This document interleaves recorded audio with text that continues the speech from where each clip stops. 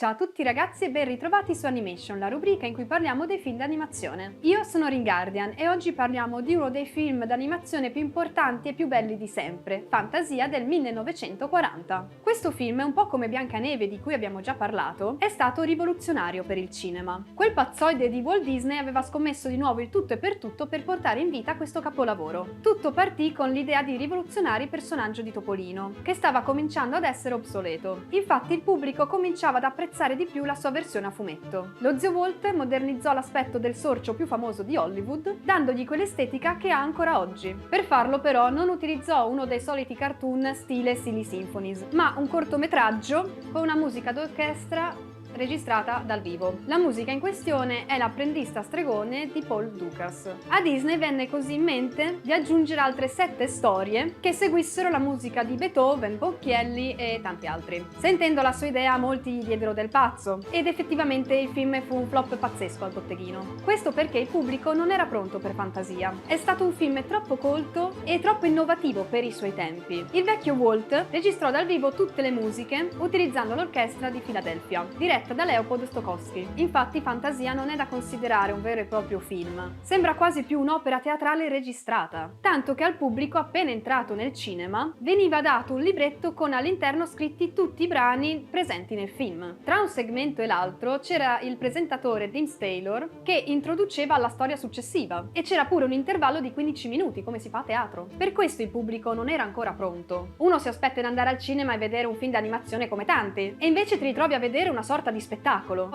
Era troppo avanguardistico per l'epoca. I pezzi di Fantasia sono immortali, c'è poco da fare. Il primo, Toccata e fuga in re minore di Bach, è la rappresentazione delle immagini che la musica ha suscitato agli artisti. Ricorda un po' certi quadri astratti stile Kandinsky. Il secondo si basa più sull'estetica dell'immagine. Troviamo questi esseri fiabeschi danzare sotto i brani più iconici dello Schiaccianoci di Tchaikovsky. Il terzo è l'episodio di Topolino, che è l'apprendista di un potente stregone, che si chiama Yen Sid. Disney al contrario. La mascotte per eccellenza si ritrova in un bel casino quando la magia ha la meglio su di lui. Sarà poi il suo maestro a sistemare tutto, non evitando di dare all'allievo presuntuoso una sonora lezione. Il quarto è la storia dell'origine della vita sulla Terra, proseguendo con la nascita ed estinzione dei dinosauri, il tutto accompagnato dalla sagra della primavera di Stravinsky. Durante l'intervallo troviamo la simpatica colonna sonora, che ci mostra com'è la musica a immagini. Nel quinto pezzo ci troviamo sul Monte Olimpo, popolato da dei, unicorni, fauni, pegasi e centauri. La musica di questo pezzo è niente poco di meno che la pastorale di Beethoven. Il sesto pezzo è uno dei più iconici e troviamo gli animali ballerini. Ricorderete il celebre ballo tra l'ippopotamo e il coccodrillo. Questo è uno dei pezzi più divertenti. E la musica scelta è la danza delle ore di Ponchielli. L'ultimo pezzo è quello più ambizioso, perché presenta 2 brani che apparentemente non c'entrano nulla l'uno con l'altro. La notte su Monte Calvo di Mussorgsky, seguito dall'Ave Maria di Schubert. È la rappresentazione del sacro e del profano. Nella prima parte troviamo un rito satanico, in cui il demonio richiama a sé tutti gli esseri demoniaci e i morti per celebrare le tenebre. Una scena che non ha niente da invidiare ai film horror. Nella seconda parte il diavolo viene sconfitto dalla luce, perché arriva l'alba, e vediamo i fedeli andare in processione mentre pregano Maria, appunto. Inutile ragazzi, Fantasia è arte pura. Molti dei film successivi non saranno all'altezza di quest'ultimo, che rimarrà immortale nel tempo, amen. E voi avete visto Fantasia? Vi è piaciuto? Non vi chiedo il contrario perché se non vi piace vuol dire che non avete buon gusto. Scherzo?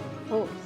Se volete un approfondimento su questo film scrivetemelo nei commenti che vedrò di parlarne sul mio canale senza limiti di tempo. Vi ricordo di seguire Wikos su tutti i social e per altri contenuti di film, serie tv e anime venitemi a trovare sul mio canale Ringardian. E noi ci vediamo alla prossima. Ciao!